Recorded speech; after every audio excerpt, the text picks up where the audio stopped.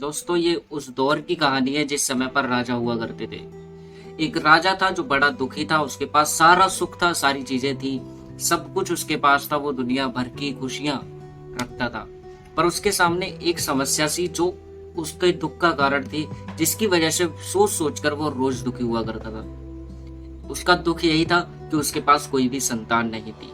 पर उसका विचार आ रहा था कि उम्र भी उसकी काफी हो चुकी थी कि ये जो राज्य उसने बड़ी मेहनत से खड़ा किया है, जो बहुत खुशी से चल रहा है, ये आगे भी चलता रहना चाहिए। तो इसलिए उसने सोचा कि ऐसा कोई ईमानदार लड़का मुझे चाहिए जिसको मैं गोद ले सकूं, जो कि आने वाले समय में बहुत शानदार तरीके से इस राज्य को चला सके। तो इसी फैसले को लेते हुए उसने एक डिसीजन लिया कि वो राज्य के सभी बच्चों की ईमानदारी के लिए परीक्षा लेगा। जो भी उस परीक्षा में पास होता वो राजा का उत्तराधिकारी बन जाता।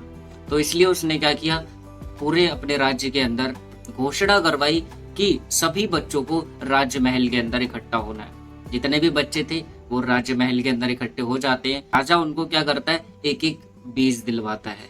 एक भी बच्चों से बोलते हैं कि आप इस बीज को लेकर जाइए और आने वाले 6 महीने के बाद हम इस दिन वापस से इकट्ठा होंगे और सभी लोग अपने अपने पौधे के साथ आएंगे। जो भी जिसका भी पेड़ सबसे ज्यादा खूबसूरत होगा उसे ही उत्तराधिकारी बनाया जाएगा।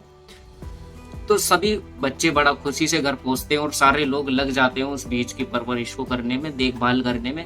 और वो लोग हर रोज इंतजार कर रहे थे कि उनके बीच से एक अच्छा पौधा निकले और एक अच्छा पेड़ निकले, जिससे राजा खुश होकर उनको उत्तराधिकारी बना दे।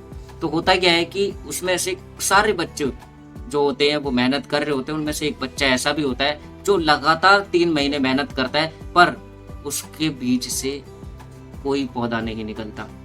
तो वो लगातार, और वो परेशान होता है 3 महीने लगातार ये सब करने के बाद। तो वो अपनी मम्मा से पूछता है, मदर से पूछता है कि माँ ये क्या हुआ, मेरे बीज से तो पौधा नहीं निकल रहा है। तो वो उसको एक ही चीज सलाह देती है, सब्र कर बेटे, अगर देर से निकल रहा है तो कुछ अच्छा ही निकलेगा, है ना। बहुत सारे ऐसे पौधे होते हैं जिनमें से समय लगता है, उसकी माँ ने बोला। और वो लगातार लगा रहता है अगले 6 महीने तक।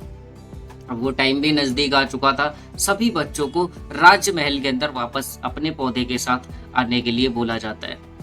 तो सभी बच्चे वहां से अपने अपने खूबसूरत पौधों के साथ आते हैं। वहीं पर एक ये जो लड़का था, ये लड़का अपने बिना पौधे के साथ जो भी उसने 6 महीने तक मेहनत की वो लेकर चला जाता है।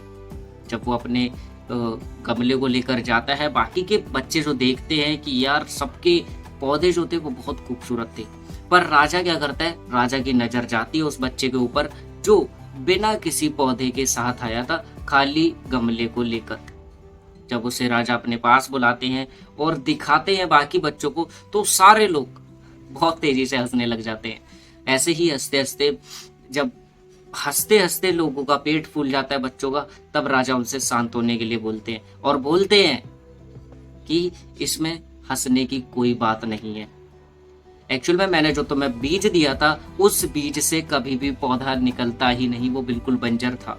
आप सभी लोगों ने क्या किया है, आप सभी लोगों ने दूसरे बीज का इस्तेमाल किया है। और ये वो लड़का है जिस लड़के ने उसी बीज पे काम किया जो मैंने दिया, और ये ईमानदारी से यहाँ पर वापस लौट कर आया है। तो राजा उसकी ईमानदारी से खुश होकर उसे उत्तराधिकारी बना देते।